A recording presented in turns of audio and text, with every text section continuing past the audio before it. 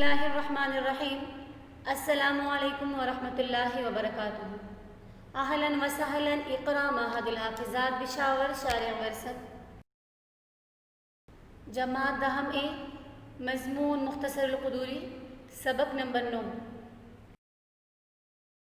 گزشتہ درس میں وضو کے فرائض کے بارے میں پڑھ لیا تھا کہ وضو میں 4 فرض ہیں اور اس کی دلیل یعنی آیت بھی پڑھ لی تھی۔ اس طرح پھر مسح راس کے بارے میں پڑھ لیا تھا کہ کتنی مقدار فرض ہیں اور اس کی دلیل مغیرہ بن شعبہ کی حدیث تھی۔ اب یہاں سے مصنف رحمہ اللہ وضو کی سنتیں بیان فرمائیں گے۔ کتاب کی طرف دیکھیں۔ وسنن الطہارة غسل اليدين 3 قبل ادخالهما الإناء إذا استيقظ المتوضئ من نومه وتسمية الله تعالى في ابتداء الوضوء والسواك والمزمزة والاستنشاق ومسح الأذنين وتخليل اللحية والأصابع وتكرار الغسل إلى 3۔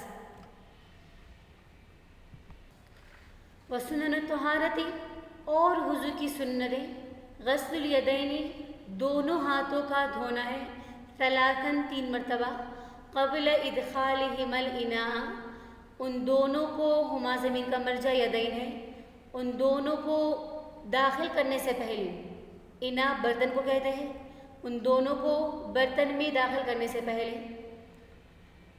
غسل الیدین 3 ہاتھوں کا دھونا 3 مرتبہ دونوں کو برتن میں داخل کرنے سے پہلے اذا استيقظ المتوضئ جب بیدار ہو جائے متوضئ وضو کرنے والا من نومه اپنی نیند سے وتسمیۃ اللہ تعالی اور بسم اللہ پڑھنا ثانیہ دوسری سنت ہے فی ابتداء الوضوء وضو کی ابتدا میں والسواک اور مسواک کرنا الثالثہ تیسری سنت ہے والمزمزۃ اور مزمزہ یعنی کلی کرنا تو یہ رابعہ چوتھی سنت ہے والاستنشاق اور ناک میں پانی ڈالنا استنشاق کرنا تو یہ الخامسہ 5ویں سنت ہے ومسح الاذنین اور دونوں کانوں کا مسح کرنا وتخلیل اللحیۃ اور داڑھی کا خلال کرنا والاصابع اور انگلیوں کا خلال کرنا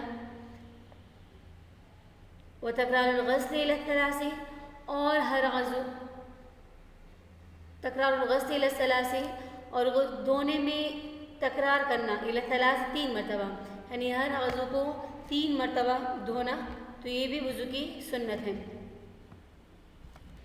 وسنن الطہارة اور طہارت کی سنت وضو کی سنتیں تو سنن یہ جمع ہے سنتن کی لغوی اعتبار سے سنت کا معنی اس کا اطلاق طریقے پر ہوتا ہے چاہے مستحسن طریقہ ہو یا غیر مستحسن کہ نبی علیہ السلام کا ارشاد ہے کہ جس نے اچھا طریقہ ایجاد کیا تو اس کو ثواب اور اس پر عمل کرنے والے کا ثواب بھی اس کو ملے گا قیامت تک اور جس نے برا طریقہ ایجاد کیا تو اس کا گناہ اور اس پر عمل کرنے والے کا گناہ قیامت تک ملتا رہے گا۔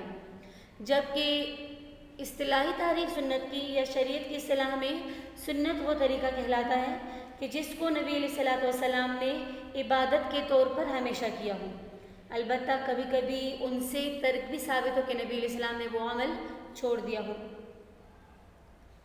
تو امام قدوری رحمہ اللہ نے وضو اور غسل کے فرض ذکر کرنے کے بعد وضو کے فرض ذکر کرنے کے بعد سنتیں بیان کی تو سنتیں بیان کر کے اس جانب اشارہ فرمایا کہ وضو میں کوئی واجب چیز نہیں، اگر وضو میں کوئی واجب چیز ہوتی تو فرض کے بعد اسے بیان کرتے اور پھر واجب کے بعد سنت کو بیان کرتے کیونکہ واجب سنت کے مقابلے میں زیادہ قوی ہوتا ہے۔ پھر امام قدوری نے سنن جمع کا صیغہ استعمال کیا اس لیے کہ سنت حکم اور دلیل دونوں اعتبار سے الگ الگ ہیں۔ ارکان وضو کی دلیل تو صرف ایک وضو کی آیت سے ثابت ہے اور سنتوں کی دلائل یعنی سنتوں کی دلائل جو ہے تو اس کے بارے میں احادیث الگ ہیں۔ اس کے علاوہ ہر سنت کا نتیجہ اور ثواب بھی الگ ہے کہ اگر ایک سنت کو ادا کیا اور دوسری کو ترک کر دیا تو ادا کردہ ثواب یعنی ادا کردہ سنت کا ثواب تو ملے گا اور اس کے برعکس ارکان وضو میں سے کوئی سا ترک ہو گیا تو ثواب ہی نہیں ملے گا۔ غسل الیدین 3 تو یہاں سے وضو کی پہلی سنت بیان ہو رہی ہے. وضو کی تو بہت سی سنتیں ہیں، لیکن پہلی سنت غسل الیدین ثلاثا، ہاتھوں کو دھونا 3 مرتبہ، کیونکہ ہاتھ پاک کرنے کا آلہ ہے، بس آغاز ہی اس کی طہارت سے ہو جائے. اس طرح ابو ہریرہ رضی اللہ عنہ سے روایت ہے، یعنی جو یہاں پر ذکر ہے کہ غسل الیدین ثلاثا قبل ادخالہما الاناء، کہ ہاتھوں کو 3 مرتبہ دھونا کہ جب متوضی وضو کرنے والا نیند سے بیدار ہو جائے. کیونکہ ابو ہریرہ رضی اللہ عنہ کی حدیث میں آتا ہے کہ نبی علیہ السلام نے فرمایا اذا استيقظ احدكم من نومه فلا يغمسن يده في الاناء حتى يغسلها 3 فانه لا يدري اين باتت يده، کہ نبی علیہ السلام نے فرمایا اذا استيقظ، جب بیدار ہو جائے، احدکم، تم میں سے کوئی ایک، من نومه، اپنی نیند سے، فلا یغمسن، تو نہ ڈبوئے اپنے ہاتھوں کو برتن میں، نہ داخل کرے اپنے ہاتھوں کو برتن میں، یہاں تک کہ اپنے ہاتھوں کو 3 مرتبہ دھو لے. فَإِنَّهُ، بس بے شک وہ، لا یدری، نہیں جانتا، أَيْنَ بَاتَتْ يَدَهُ، کہ اس کے ہاتھ، یعنی اس کے ہاتھوں نے رات کہاں گزاری. تو اس حدیث کی وجہ سے یہ حکم ہے کہ جب نیند سے کوئی بیدار ہو جائے اور وضو کرنے کا ارادہ ہو تو برتن میں ہاتھ ڈالنے سے پہلے ہاتھوں کو دھونا چاہیے. اب یہاں پر جو امام قدوری نے اس میں یہاں پر جو حدیث کے مطابق نیند سے بیدار ہونے کی قید لگائی، تو یہ قید احترازی ہے، اس لیے کہ یہ ہاتھوں کا دھونا نیند سے بیدار ہونے کے ساتھ مخصوص نہیں، بلکہ ہر وہ شخص جو وضو کرے اس کے لیے ہاتھوں کا دھونا مسنون ہے. اس لیے کہ نبی علیہ السلام کا وضو میں ہاتھ سے پہلے، یعنی نیند سے بیدار ہونے کے علاوہ بھی ان سے، نبی علیہ السلام سے یہ طریقہ بھی منقول ہے. تو یہ بات واضح ہے کہ جمہور فقہاء اس کے قائل ہے کہ نیند سے بیدار ہونا خواہ دن میں ہو یا رات میں ہو، حکم یکساں ہے کہ نیند سے بیدار ہونے کے بعد ہاتھوں کو دھویا جائے. البتہ حضرت امام احمد رحمہ اللہ کے نزدیک دن میں نیند سے بیدار ہونے پر مستحب ہے ہاتھوں کا دھونا، جبکہ رات میں نیند سے بیدار ہونے پر وجوب کا حکم ہے. اگلی سنت وتسمیۃ اللہ تعالیٰ فی ابتداء الوضوء، اور شروع میں، وضو کے شروع میں اللہ تعالیٰ کا نام لینا، تو یہ بھی وضو کی سنت ہے. تو تسمیہ یعنی بسم اللہ پڑھنے کے بارے میں 3 مذاہب ہیں. پہلا مذہب اصحاب ظواہر کا، کہ ان کے نزدیک تسمیہ شروع میں پڑھنا، بسم اللہ شروع میں پڑھنا یہ واجب ہے. جبکہ دوسرا مذہب اسحاق بن راہویہ کا، کہ ان کے نزدیک تسمیہ کو شروع میں پڑھنا یہ واجب ہے، اور جان بوجھ کر چھوڑنے کی صورت میں وضو کا اعادہ ضروری ہے، اور سہواً ترک کی صورت میں اعادہ وضو واجب نہ ہوگا. جبکہ تیسرا مذہب حنفیہ، مالکیہ، شافعیہ کے نزدیک تسمیہ علی الوضو واجب نہیں، بلکہ یہ سنت یا مستحب ہے. جو حضرات وضو میں بسم اللہ کے واجب ہونے کے قائل ہیں، تو ان کی دلیل یہ حدیث کہ نبی علیہ السلام نے فرمایا لا وضوء لمن لم یذکر اسم اللہ علیہ، کہ اس شخص کا وضو نہیں جو بسم اللہ وضو کے شروع میں نہ پڑھے. تو فرماتے ہیں قائلین جو کہ وجوب کے قائل ہے کہ اس حدیث میں لا نفی جنس کے لیے ہے، یعنی بغیر تسمیہ کے وضو نہیں ہوگا. جبکہ اس حدیث کا جواب حناف یعنی ائمہ ثلاثہ کی طرف سے یہ دیا جاتا ہے کہ حدیث میں فضیلت وضو کی نفی کی گئی ہے، یعنی بغیر بسم اللہ پڑھنے کے تو وضو ہو جائے گا، لیکن وہ وضو افضل نہیں ہوگا. جہاں تک باقی ائمہ کا تعلق ہے جو کہ اس کے سنت ہونے کے قائل ہے کہ یہ سنت ہے، ان کی دلیل یہ کہ بہت سے صحابہ کرام، مثلا حضرت عثمان رضی اللہ عنہ، اس طرح حضرت علی رضی اللہ عنہ نے نبی علیہ السلام کی وضو کا طریقہ بیان کیا، پوری تفصیل سے وہ طریقہ بیان کیا ہے، اور اس میں کہیں بھی بسم اللہ کا ذکر نہیں ملتا. اگر تسمیہ پڑھنا واجب ہوتا شروع میں تو ان حدیث میں اس کا ذکر ضرور ہونا چاہیے تھا. حدیث میں اس کا ذکر نہیں، تو اس سے معلوم ہوتا ہے کہ تسمیہ شروع میں پڑھنا واجب نہیں بلکہ سنت ہے. والسواک والمضمضۃ، اور مسواک کرنا، تو مسواک کرنا بھی وضو کی سنت میں سے ہے. یعنی مسواک کرنے پر نبی علیہ السلام کی مواظبت ثابت ہے، نبی علیہ السلام سے اس پر ہمیشگی ثابت ہے. اس کے علاوہ نبی علیہ السلام کا ارشاد ہے کہ اگر مجھے اپنی امت کی مشقت کا خیال نہ ہوتا، مشقت کا خوف نہ ہوتا ان پر، تو میں اپنی امت کو یہ حکم دیتا کہ ہر وضو کے وقت مسواک کریں۔ مسواک کی سنت ہونے کے سلسلے میں 3 اقوال منقول ہیں۔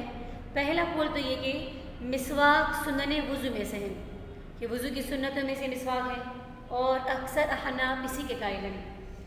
جبکہ دوسرا قول یہ کہ سنن نماز میں سے ہے، اور اکثر شوافی اس کے قائل ہے کہ نماز کی سنتوں میں سے وضو کرنا۔ جبکہ تیسری سنت سنن دین میں سے ہے۔ مسواک کے سلسلے میں بہت سی فضیلتیں آئی ہیں۔ صحیح کی روایت میں آتا ہے کہ نبی علیہ السلام نے فرمایا، وہ نماز جو مسواک کر کے پڑھی جائے، اس نماز کے مقابلے میں جو مسواک نہ کر کے پڑھی جائے اس سے 70 گنا زیادہ فضیلت رکھتی ہے۔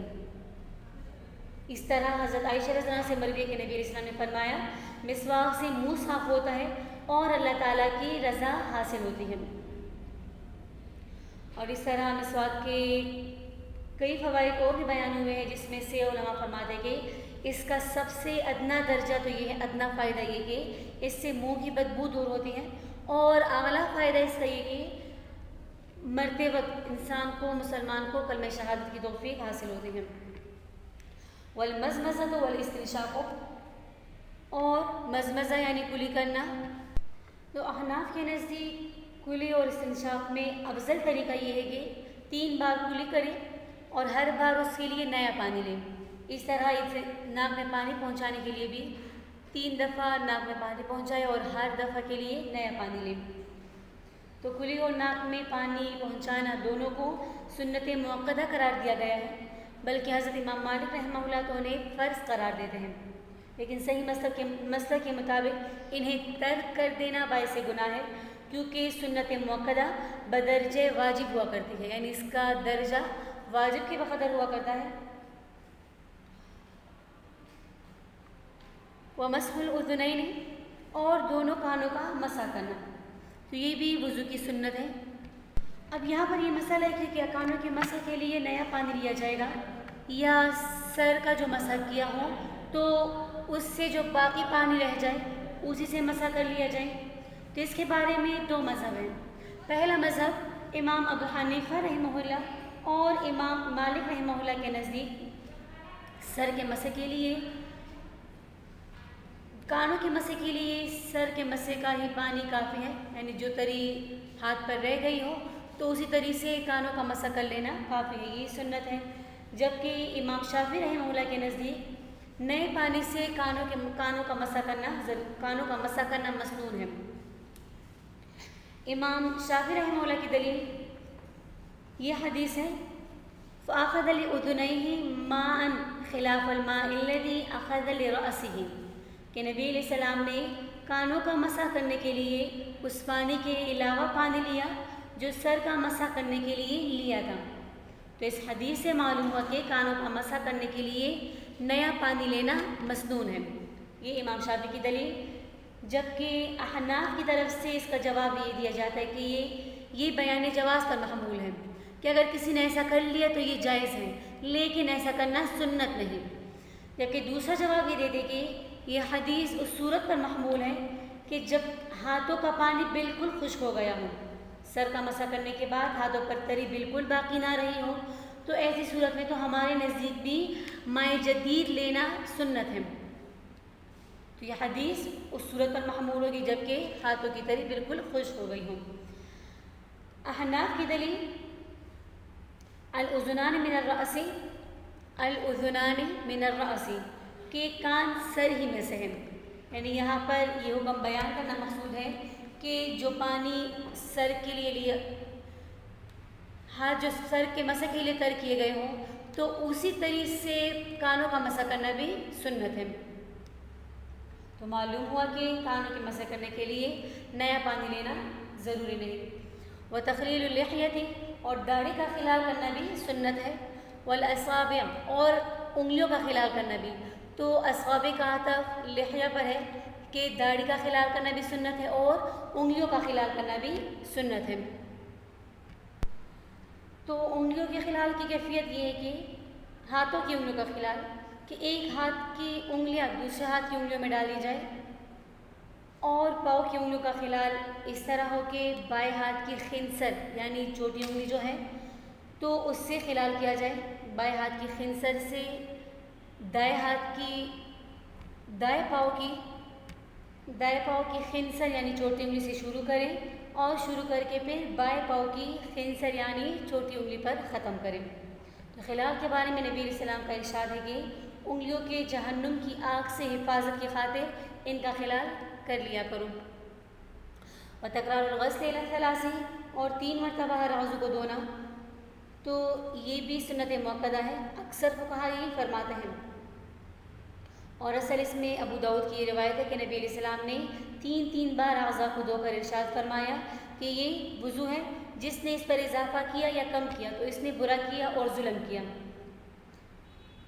اس طرح علماء فرماتے ہیں کہ فقہا کہ اگر ایک بار اعضاء دھوئے ٹھنڈک یا پانی کی کمی کی وجہ سے یا ضرورت کی بنا پر تو مکروہ نہیں، ورنہ اگر بغیر ضرورت کا ایسا کیا تو یہ مکروہ ہوگا۔ اور اس طرح اس میں ایک قول یہ بھی ہے کہ اگر عادت بنا لی جائے تو پھر یہ گناہ ہے، ورنہ کبھی کبھار اگر خلاف عادت اس طرح کر لیں تو پھر اس صورت میں گناہ نہیں۔ اور اس کے بارے میں ایک قول یہ بھی ہے کہ 3 سے زیادہ بار دھونا بدعت ہے۔ تو وضو میں دھوئے جانے والے اعضاء کا 1 مرتبہ دھونا فرض ہے، 2 بار دھونا مسنون اور 3 بار دھونا کامل ترین وضو میں سے ہے۔ تو یہ تھی وضو کی سنتیں۔ انشاءاللہ اگلے درس میں وضو کے مستحبات کے بارے میں پڑھیں گے۔ دعوانا الحمدللہ رب العالمین۔ السلام علیکم ورحمۃ اللہ وبرکاتہ۔